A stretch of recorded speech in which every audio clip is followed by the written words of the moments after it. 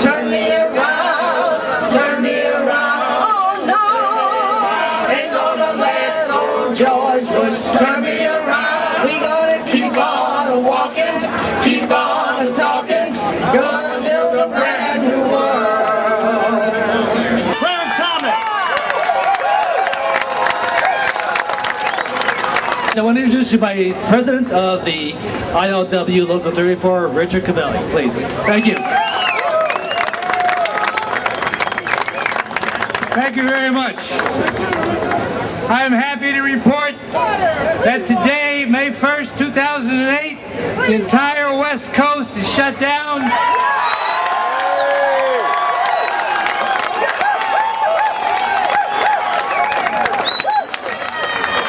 The ILWU is shut down its entire West Coast as a message to Mr. Bush that we are tired of this war and that it has to come to an end. This war is not going to end.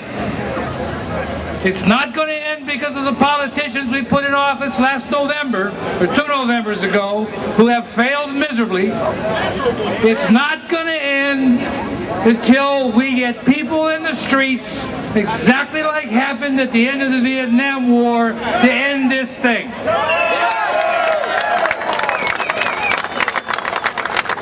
This war is like all wars. It kills the sons and daughters of workers. George Bush's daughters get married in the White House, and ours get buried in Iraq. We in the ILWU, we understand one of the most important things that this society needs to understand, and that is an injury to one is an injury to all.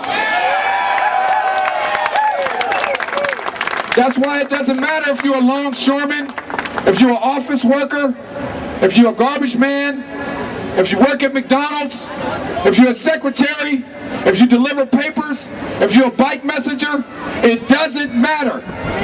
The people who are going to end this war are working people, and working people are going to end this war like we're doing out here today. So I want you to repeat, no peace, no work. No peace, no work. No peace, no work. No peace, no work. Thank you. Well, in 2004, his budget cut $7 million out of the veterans' benefits. Is that how you support the troops? No! He also cut veteran service for present and future veterans to pay for tax cut for the wealthy. Is that how you support the troops? No! I'm here to bring a message to you from the Dock Workers Union of Iraq. Dear brothers and sisters of ILWU in California, the courageous decision you made to carry out a strike on May Day to protest against the war and occupation of Iraq advances our struggle against occupation to bring a better future for us and for the rest of the world as well. Long live the port workers in California, long live May Day, long live international solidarity, the General Union of Port Workers in Iraq. Cindy for Congress and my group Gold Star Families for Peace, we stand in solidarity with the ILWU because they want to prevent more cases from dying.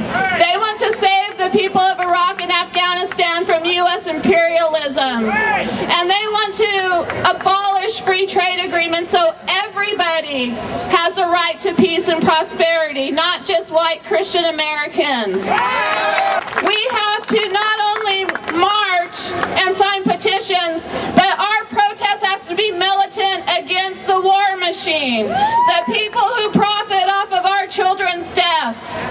And that's what we have to do. We have to hurt them in the pocketbook because they'll never be hurt like my family.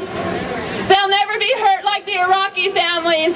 They'll never be hurt like our brothers and sisters who have to risk everything to come across the border. Because what they do is to line their pocketbooks and their bank accounts with our children's flesh and blood. And we have to do everything we can to put ourselves in the way of that war machine. The next brother I'm about to bring to the stage is someone that I've known, I'm going to let you know my age, over 40 years. We were students together at San Francisco State and led one of the longest student strikes in American history. Yes. He's in the tradition of Paul Robeson, a noted actor and an activist who has put his career on the line for you and me and the working class and the oppressed. I bring you Danny Glover.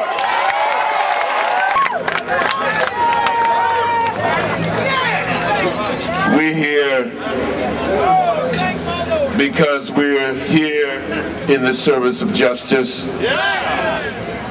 We're here because we know that this war must end now, and that we know that we're the ones who are going to end this war.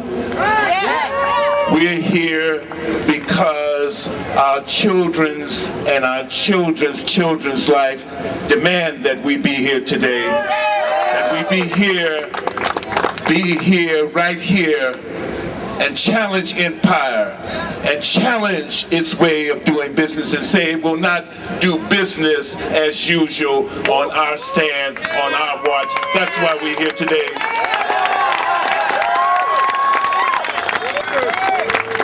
But we know we're here today because we have that rare opportunity in our lifetime to build a movement for justice, not a campaign, a movement for justice. I'm Martin Luther King, where do we go from here?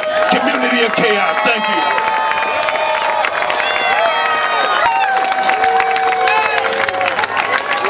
Hello, brothers and sisters. Isn't this a beautiful day for a rally for justice and dignity? Your line in the sand is a demand for public policy that reflects your values.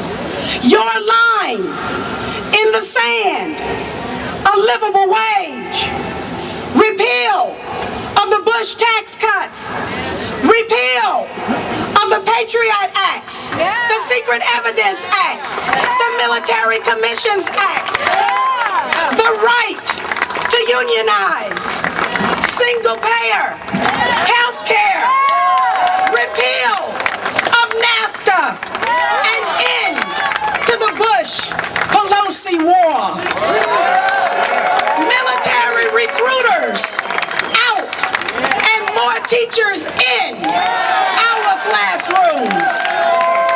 All of us gathered here today understand what George Washington warned of over 200 years ago. He warned us to beware the false patriots who by cunning and ambition subvert the power of the people and usurp for themselves the very reins of government. Our representatives betray our values only so long as we continue to give them our vote, because it's our vote that gives them their position of power over us. With our vision, our values, and our votes, we can make real our dreams that never were. Why not? Thank you.